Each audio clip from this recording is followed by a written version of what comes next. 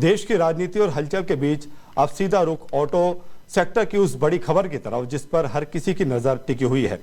अहमदाबाद के हसनपुर से प्रधानमंत्री नरेंद्र मोदी ने आज भारत को नई तकनीक, नई रफ्तार और नई सोच से जोड़ दिया है। सुजुकी के पहले global strategic battery electric vehicle e Vitara को पीएम मोदी ने हरी झंडी दी है। दरअसल जनवरी 2025 में भारत मोबिलिटी ग्लोबल एक्सपो में ई-विटारो को पहली बार दुनिया के सामने पेश किया गया था और अब इसका कमर्शियल प्रोडक्शन सुजुकी के हसनपुर प्लांट से आधिकारिक तौर पर शुरू हो गया है। मारुति सुजुकी भारत की सबसे बड़ी कार निर्माता कंपनी है, जिसकी 4 यूनिट्स की वार्षिक क्षमता 26 लाख यूनिट्स है। बीते वित्त वर्ष 2025 में कंपनी ने 3.32 लाख गाड़ियों का एक्सपोर्ट किया और घरेलू बाजार में 19 लाख यूनिट बेचे और अब ई-विटारो की एंट्री कंपनी को ग्लोबल इलेक्ट्रिक मार्केट में नई पहचान दिलाने वाली है। आइए अब जानते हैं इसकी खासियत। ई-विटारो 2 बैटरी ऑप्शंस में मिलेगी, 49 किलोमीटर और 61 किलोमीटर। इसकी शुरुआती कीमत करीब 20 लाख रुपए एक्स शोरूम मानी जा रही है। बड़ी बैटरी वाले वेरिएंट में मिलेगा डुअल मोटर AWD सिस्टम यानी all wheel drive technology. Bharat में ई-विटारो का सीधा मुकाबला होगा Hyundai Creta electric, MG ZS EV और महिंद्रा BE6 जैसी दमदार गाड़ियों से। यानी साफ है, आने वाले दिनों में भारतीय सड़कों पर इलेक्ट्रिक SUV की जंग और भी जबरदस्त होने वाली है। अब देखना यह है कि सुजुकी की एक ग्लोबल पेशकश भारतीय ग्राहकों का दिल जीत पाती है या फिर नहीं।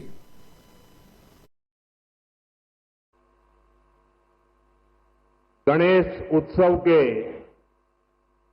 इस उल्लास में आज भारत की मेक इन इंडिया इस यात्रा में एक नया अध्याय जुड़ रहा है। ये make in India, make for the world हमारे उस लक्ष्य की तरफ एक बड़ी छलांग है।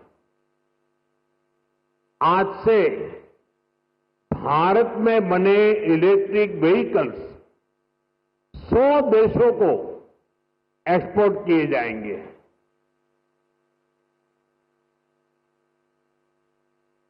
साथ ही आज हाइब्रिड बैटरी इलेक्ट्रोड मैन्युफैक्चरिंग भी स्टार्ट हो रही है।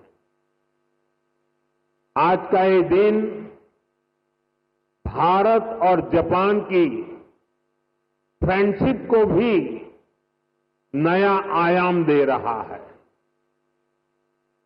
मैं सभी देशवासियों को, जापान को, सुजुकी कंपनी को बहुत बहुत बधाई देता हूं।